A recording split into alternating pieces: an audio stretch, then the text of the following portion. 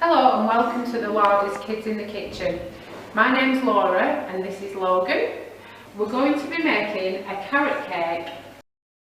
So don't forget, before we start any cooking, we're going to make sure we wash our hands, and Logan's going to do that by following the 7 steps of hand washing.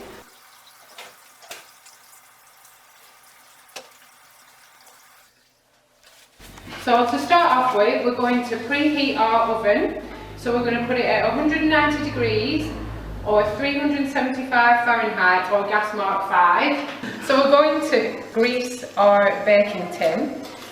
You might want to line it with some baking parchment or some tin foil. So we need a bowl, a sieve, whichever size you've got, a wooden spoon, a spatula, a grater, a wire rack to cool your cake. If you don't have this, you could check inside your grill pan because you sometimes have one in there which you could use. And we need a chopping board, a grater or peeler and a knife. So now we'll just go through the ingredients. We're going to use some self-raising wholemeal flour. We're going to use baking powder, mixed spice, 2 medium carrots which we're going to grate and peel, 2 eggs which we've got in the fridge, we'll get them out when we need them, 50 grams of sugar, 50 grams of raisins, 50 grams of desiccated coconut and 3 tablespoons of sunflower oil. And you might also need some milk, so I've just got a little bit of milk just to check if your cake isn't moist enough. You can just add a little bit of milk to make it a little bit wetter with your ingredients. If you want to put some icing on your cake, you don't have to because it is really nice on its own, but if you want to, you're going to need 150 grams of icing sugar and 75 grams of cream cheese, and then you mix those 2 together, and we're going to decorate it with some mini eggs. You might want to put Smarties on or something else Easter egg. It's entirely up to you. So Logan's going to show us how to peel and chop the carrots, and then he's going to grate that afterwards.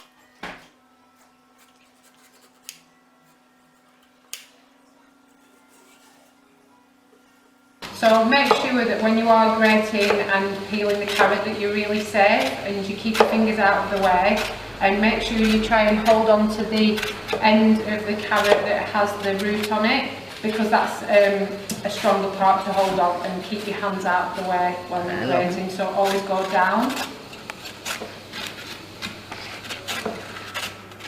So this is what our carrot looks like when it's been chopped and grated, and we've whisked 2 eggs into a little bowl there. So now we're going to weigh out our ingredients, or rather Logan's going to weigh out our ingredients. So we're going to start with the dry ingredients because they all go in the bowl together. So we're going to weigh out 100 grams or 4 ounces of our wholemeal self-raising flour.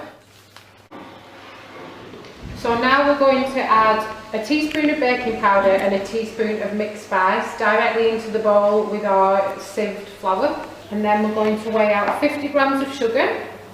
Give that a mix together so that all the spices and the sugar and the baking powder all gets combined with the flour. So now we're going to add the desiccated coconut and the raisins, so we need 50 grams of each. So put that in, that's great. And then we're going to put the carrots in. So this is a good cake to make because you can just throw all the ingredients in together.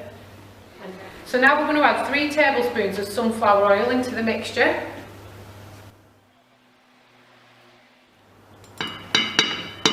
We're going to use our wooden spoon to combine all those ingredients together. So we're just going to add a little bit of milk, so just do this bit by bit because you don't want to put too much liquid in and it end up being too runny. So that's enough for now, and then give that a good mix together, and you can always add more if you need it.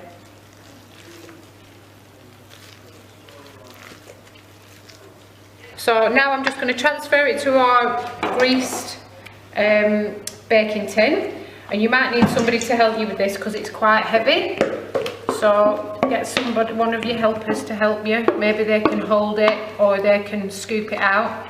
And if you have a spatula like this, you can use it to get right in there, get everything out of that bowl.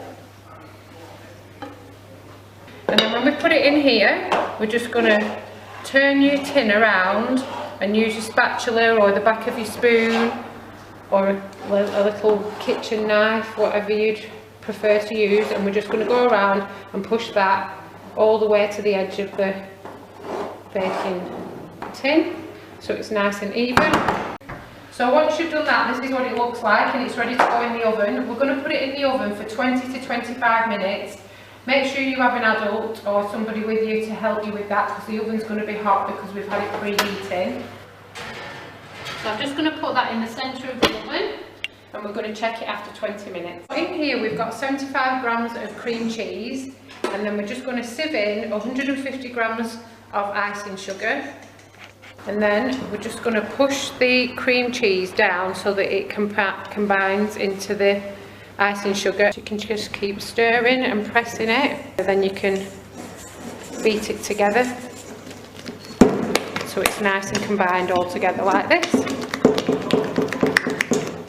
And when it's that consistency, it's ready to go on your cake. So our cake has been out of the oven for about half an hour now, cooling. It took 22 minutes to cook. I checked it with, I use a thermometer because I don't have a skewer, but if you have a skewer or a sharp knife, you just go in the centre of the cake while it's still warm and cooking, and when you pull it out, if it's totally clean on the skewer, then you know that it's ready. So it's been on the wire rack cooling. We're just going to put the plate on there and then turn it upside down so it's the right way. Right, so Logan's just going to put the cream cheese icing on top with the spatula, and he's just going to smooth it over the top of the cake.